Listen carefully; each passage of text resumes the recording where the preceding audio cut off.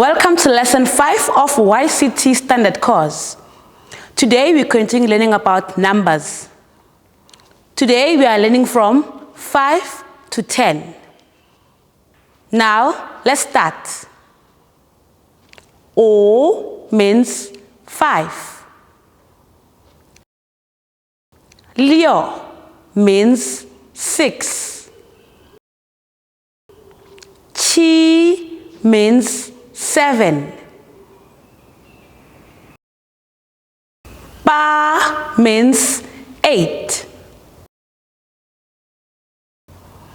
Jio means 9.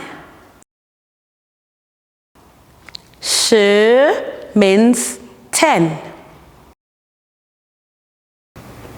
Now, let's count the numbers from backwards. 10, 9, 8, 7, 6, 5.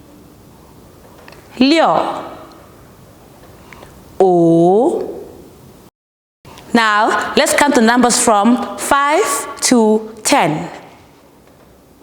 5, 6, 7, 8, 9, 10. This is the end of today's lesson. Please remember to like, share, comment. Hit the subscribe and notification button. See you next time. Goodbye.